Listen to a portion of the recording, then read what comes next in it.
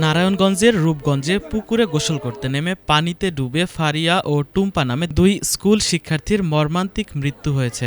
শনিবার দুপুরে রূপগঞ্জের ভুলতা ইউনিয়নের সোনাবো এলাকায় এই ঘটনা ঘটে।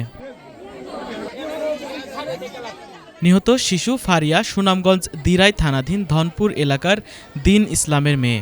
ফারিয়া পরিবারের সাথে সোনাবো এলাকার মমিনের ভাড়াটিয়া বাসায় বসবাস করত ও স্থানীয় লিটন কিন্ডার গার্টেন স্কুলে দ্বিতীয় শ্রেণীর শিক্ষার্থী ছিল। অন্যদিকে শিশু টুম্পা একই থানাধীন রফিনগর এলাকার মাসুদ মিয়ার মেয়ে।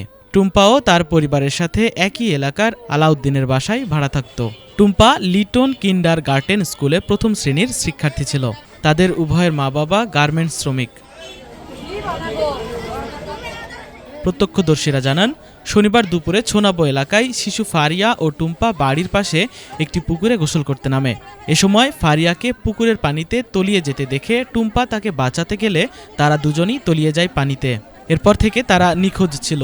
পরে খোঁজাখুঁজির পর স্থানীয়রা তাদের মুমূর্ষ অবস্থায় উদ্ধার করে স্থানীয় একটি বেসরকারি হাসপাতালে নিয়ে গেলে কর্তব্যরত চিকিৎসক তাদের উভয়কে মৃত ঘোষণা করেন। মূলত বাচ্চা আসলে 3 জন, এর মধ্যে যেটা নাকি ছোট বাচ্চা এটা আয়সা পড়ছে, একলা আয়সা আশায় বলতেছে যে হ্যাঁ ডুবে গেছে। তখন বলার সাথে সাথে আমি ছিলাম পরে গেছিলাম যাই দিই যে একজন উঠাইছে আবুল ভাই। এবার আমরা শুনলাম যে আরেকজন আছে, তো আরেকজন আছে বলতে ওইটার জন্য আমরা প্রায় আধা ঘন্টা 1 ঘন্টার মতো ডুবাইলাম। ডুবানোর পরে আমরা পাইলাম না। এরপরে যে আমরা নিশ্চিত হইলাম যে আরেকটা বাচ্চা যেটা আছে আমরা ভাবতেছি ওটা আগে আইসা পড়ছে।